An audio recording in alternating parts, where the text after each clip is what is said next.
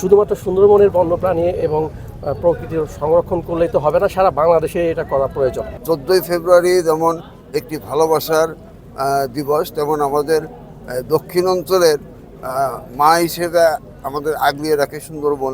তা আমরা মনে করি জীবন ও জীবিকার সাথে এই ভালোবাসার এই বহিঃপ্রকাশ, এটা সুন্দরবনকে মনে করি। আমরা যে পরিকল্পিতভাবে পর্যটনকে নিয়ন্ত্রণ করতেছি, সেক্ষেত্রে আমরা মনে করি সুন্দরবনে বর্তমানে কোনো ধরনের পলিউশন বা কোনো ধরনের ক্ষয়ক্ষতি হচ্ছে বলে আমি মনে করি না।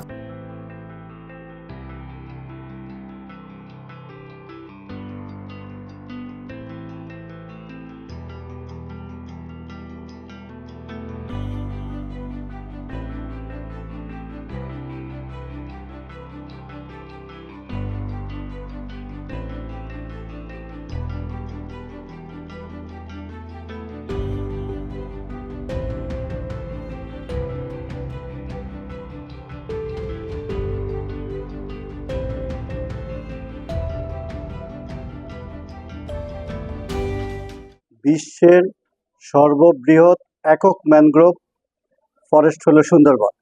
এর 60% হলো বাংলাদেশে, আর বাকি অংশ পাশের দেশে।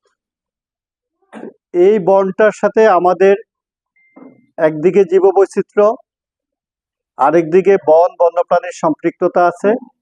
অধিকন্ত এইটা হলো প্রাকৃতিক বিপর্যয় থেকে এই দেশের একটা বৃহৎ অংশকে প্রোটেকশন দেয়।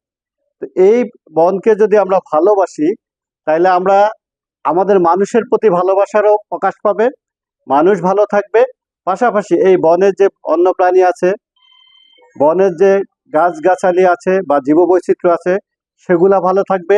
পাশাপাশি এখানে যে জলজ প্রাণী আছে, সেটা বন্যপ্রাণী হোক বা জলে বসবাসকারী অন্যান্য প্রাণী হোক, এরা ভালো থাকবে। সুতরাং ভালোবাসার দিবসে সুন্দরবনকে ভালোবাসবো, এটা একেবারে অনন্য একটা ভালো উদ্যোগ।